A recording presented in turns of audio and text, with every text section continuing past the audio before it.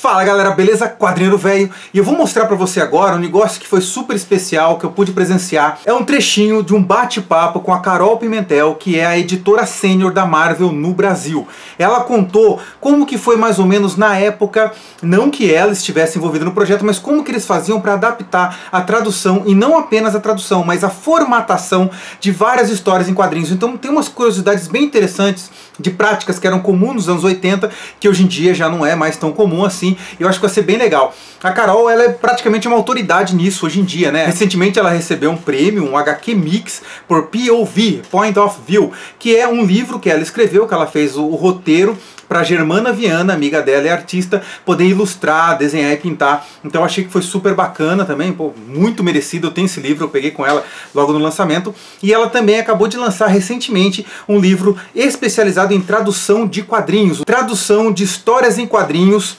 teoria e prática. Cara, é super legal saber que eu conheço e sou amigo da Carol Pimentel. Então eu vou deixar com vocês o trecho em que ela fala sobre esse negócio super legal e espero que vocês gostem tanto quanto eu. Vale muito a pena. Vambora! Guerras Secretas é um período onde vem um alienígena, tira os heróis da Terra, leva para um outro mundo e cria um mundo bélico.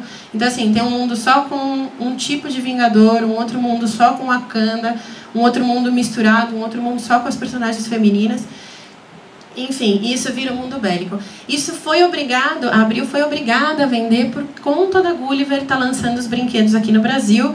E a ordem expressa era que os bonecos saíssem na quarta capa de todas essas revistas para fazer a propaganda, molecada lê a história e quer comprar o brinquedo. Só que a gente tinha um problema de cronologia grave. A Capitã, na época, ela era a Miss Marvel, que era a Danvers, era como Capitã Marvel. Capitã Marvel. E ela não tinha saído aqui no Brasil ainda. Então, a Abril contratou, com licença autorizada da Marvel, o Marcelo Campos, que tinha a função simples de desenhar o Homem de Ferro em cima de todas as Capitãs Marvel que tinha. E ele cobriu. Então, aqui no Brasil, a gente tem teve que alterar o balão, tem os cortes, aí tem uns cortes. Os cortes eu já chego depois, só vou fechar essa da Guerras Secretas. E aí então o Marcelo desenhou em cima, tampou, a história teve que ser readaptada em alguns partes, porque você estava falando sobre uma garota e não podia mais falar sobre uma garota, era um cara agora. Então você tinha que acertar, arrumar o texto, ajustar, ver se fazia sentido, porque tem alguns momentos que esses heróis estão lutando em algumas dessas regiões do mundo bélico e às vezes eles voltam, eles se encontram em alguns momentos. Isso gerou um problemão, mas conseguiram vender os bonecos, a história ficou picotada pela metade, não saiu a referência. E aí, isso em 2017, acho que foi o começo do ano passado, a gente relançou as Guerras Secretas, então a gente lançou essa original com a Capitã Marvel, sem a cobertura do Homem de Ferro, né, sem a cobertura do Marcelo. Então a gente lançou os 4 volumes de coleção histórica Marvel da Guerras Secretas, e a gente lançou a nova, que aí já desembocava na nova Guerras Secretas que teve na cronologia da Marvel recentemente. E aí sim, uma coisa que rola, que ele comentou sobre os balões. Então não só essas coisas eram feitas na Abril antigamente, como muita coisa, o processo era bem diferente. Para vocês terem uma ideia, quando eu recebi os gibis, década de 80, você tinha que manualmente, tinha um tratamento químico onde você pegava a página do original e tirava uma cópia. Esse tratamento químico você apagava o balão manualmente, balãozinho por balãozinho. Tinham letristas na época e precisavam ser mulheres por causa da letra bem pequenininha e a letra mais firme. Então elas desenhavam linhas azuis sobre o balão para você ter a guia. Elas escreviam todo o texto, né, era feito à mão. Só que o texto em inglês ele é 30% menor do que o texto em português. Ou seja, se você tem um balãozinho assim em inglês, geralmente é um pouco maior em português.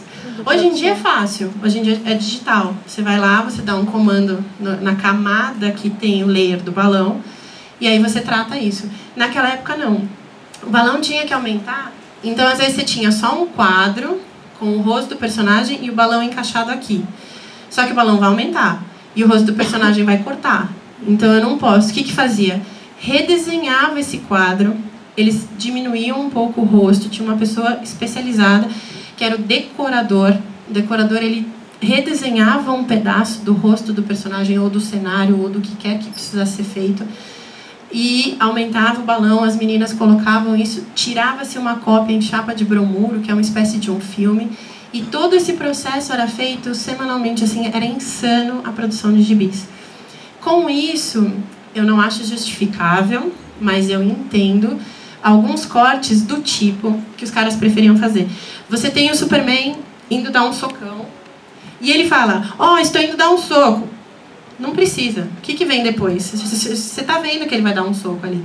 Então, algumas coisas dessas eram cortadas. E aí, ok, porque precisava encaixar, precisava estar no balão, precisava sair. Então, alguns desses cortes eu entendo. Outros eu fico meio maluca quando eu converso com eles. Eu fiz umas entrevistas pro meu mestrado com os antigos tradutores. E eu ouvi de alguns assim, a gente cortava mesmo.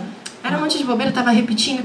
Porque tinha também um estudo na década de 80, as crianças aprendem por repetição. Então, quanto mais você repete, mais a criança entende que aquele é o Homem de Ferro. O Homem de Ferro está saindo para não sei o quê. O Homem de Ferro está indo fazer nananana. O Homem de Ferro vai... A gente já sabe que é o Homem de Ferro. Então, ok. Mas na época precisava disso.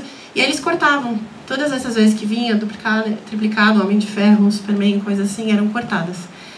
Salvo algumas curiosidades... E aí é uma revista do Demolidor, eu não vou lembrar o nome, mas a Karen Page, ela, em um determinado momento, ela vai injetar, vai usar drogas, e na época era proibido, então a questão da censura não era sobre, era para não falar sobre drogas, né, nos gibis, né? E aí eles tiveram a ideia genial de colocar um estilete na mão dela, então ela ia cortar braço, suicídio ok, drogas não. Tudo bem, foi uma escolha deles. Quem sou eu para falar alguma coisa? A gente só respeita. E ok. Então essa ficou uma troca clássica, assim, que hoje em dia as pessoas estranham muito. Falam, mas gente, como a Karen Page se matou? Não, ela não foi se matar. E o texto todo teve que ser rearranjado por conta disso, né? Então, toda a passagem por aquelas alucinações com a droga tiveram que ser modificadas, algumas coisas suprimidas. E aí, mas hoje em dia a gente tem essa história na íntegra, já saiu e tal. Então, algumas coisas a gente entende, não estou justificando, é só o porquê algumas coisas dessas aconteciam, mas outras não, outras eu acho que a gente não teria direito, sei lá, de cortar. E por isso, hoje em dia, a Panini tem esse trabalho com relançar várias coisas. E aí a gente admira... Quando você sabe de todo esse bastidor e você entende por que a Disney está exigindo que o texto vá, você fala, meu, os caras querem entregar o melhor possível, né? Então é um cuidado que tem com vocês, que às vezes a gente nem fica sabendo, né? Então, poxa, acho super legal dividir essas coisas, a gente poder mostrar também um pouquinho de bastidor. Tem algumas coisas que às vezes a gente fica, assim, super preocupado. Tem algumas histórias do Paul Dameron com o BB-8, e ele tem uma fontezinha especial. Aquilo é um barato, a gente já consegue, e às vezes a gente pede licenças, porque todo o material Disney é super cuidadoso, principalmente Star Wars. Star Wars, assim, é dodói mesmo, a gente não pode mexer muito. Então, anúncios, às vezes a gente quer, já chego aqui, a última coisinha eu já encerro. Os anúncios, às vezes a gente tenta fazer, a gente pede para usar as fontes, e às vezes as fontes não são liberadas, porque ela é para usar só neste balão, só desse jeito, e aqui fora não. Aqui fora a gente tem outra e tal. Então, assim, é um super cuidado. Todos os caras revisam, todos os caras vão atrás, todos eles... É double check, sabe? Checa uma, checa duas, 1 milhão de vezes. E aí, o que você achou? Eu achei legal pra caramba, cara. Acho que foi um puta aprendizado. Tem coisa que eu não fazia nem ideia, tem coisa que a gente tem uma noção. Mas ouvir da pessoa que vive diariamente com isso é bem diferente, né? Gostou do conteúdo? Deixa o teu comentário. Você já sabia? Tem outras curiosidades que você queira saber? Eu tô querendo combinar aí um bate-papo presencial mesmo, ali ao vivo com a Carol. Espero que você goste disso. Se inscreve no canal. Lembra de se inscrever. Liga o sininho, porque com o sininho ligado você vai ser informado. E aqui no canal a gente fala de tudo, a gente mostra de tudo. O conteúdo é bem variado, mas é sempre ligado à cultura geek, à cultura nerd. Legal? Vou ficando por aqui. Um grande abraço, até o próximo vídeo. Valeu!